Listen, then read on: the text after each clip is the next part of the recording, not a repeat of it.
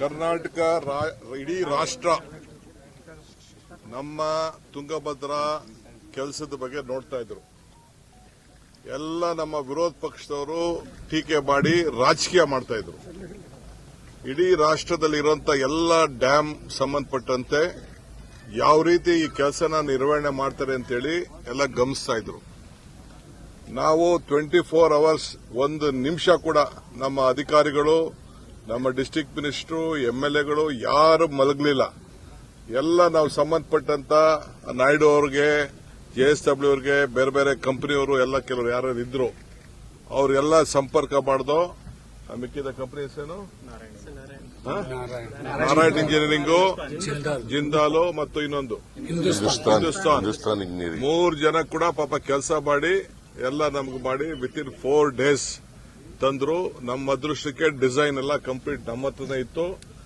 Central government ಬೇರೆ ಬೇರೆ state ಎಲ್ಲ ಸೇರಿ ಅದನ್ನ ಮ್ಯಾನೇಜ್ಮೆಂಟ್ ಮಾಡಿದ್ರು ಕೂಡ ನಾವು ಅದನ್ನ ಜವಾಬ್ದಾರಿ ತೆಗೆದುಕೊಂಡು ಎಲ್ಲರೂ ಸಹಕಾರ ಕೊಟ್ಟರು.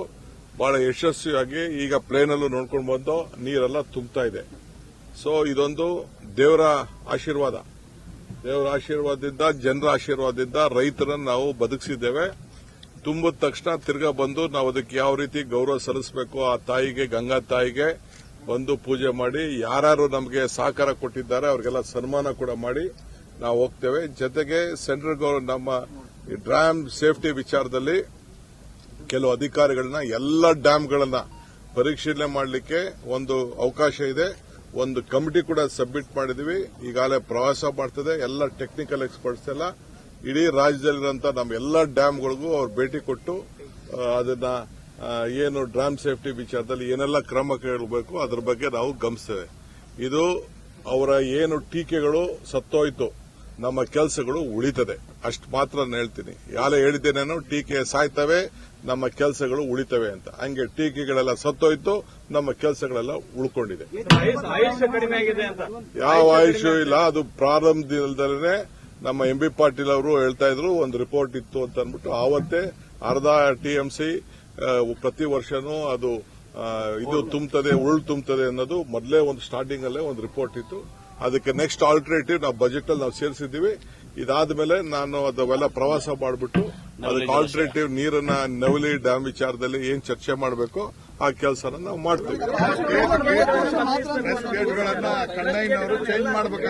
ಎಲ್ಲ ಈಗ ನಾವು ಹೇಳ್ತಾ ಇದ್ದೀರಲ್ಲ, ಈಗ ನಾನು ಅದಕ್ಕೆ ನಾನು ಏನ್ ಹೇಳಿದ್ದು, ಡ್ಯಾಮ್ ಸೇಫ್ಟಿ ವಿಚಾರದಲ್ಲಿ ಒಂದು ಕಮಿಟಿ ಒಬ್ರು ಹೇಳಿದ್ ಮುಖ್ಯ ಹೇಳಿದ್ದಾರೆ. ಪಾಪ ನಾವು ಅದಕ್ಕೆ ಏನ್ ಮಾಡಬೇಕು ಅದಕ್ಕೆ ವ್ಯವಸ್ಥೆನ ನಾವು ಮಾಡ್ತೀವಿ.